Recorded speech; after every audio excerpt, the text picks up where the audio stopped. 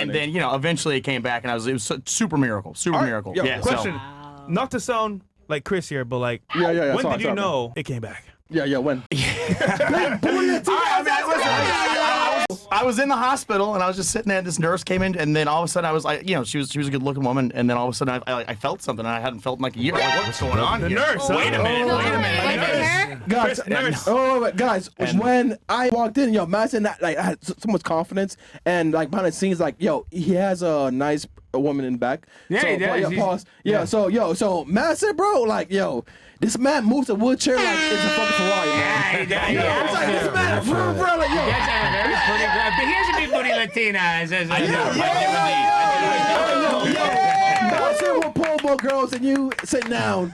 Oh God! So that, like, even with issues, he still makes it happen in life, no matter what it is. So Fresh. if you're issues, if you're a short nigga, if you're short, if you're ugly, Fresh. Yeah. Well, Fresh. and Madison, actually, I think that is a good point, though. Why weren't you ever playing a victim? What separates you? Because everybody, and I'm saying most of these girls, I don't know if you guys play victims, but you know what I mean? We have a society where people shouldn't be a victim. I think you have a reason to be, so what gives you, the courage and strength to, overcome that? Yeah, so, first I was going through the hospital, and it really set in with me probably after the first year, because, I'm very strong Christian. I fully believed I was going to be healed completely, but, sometimes that just doesn't happen.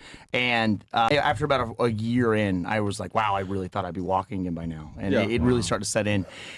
And after that first year, I had terrible neurological pain. Everything was really difficult, and I was having a really, really hard time. And someone very close to me was just basically like, if this is the life you're going to live, it's not worth it. And I had shotguns, firearms. I had the option to end it there.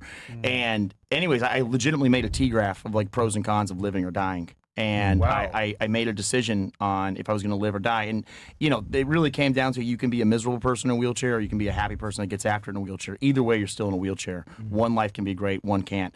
And I just think that, the only defeat in life that actually matters, everything is mental until death. And, I was writing down all these things. The really one that it came down to is that I could still speak.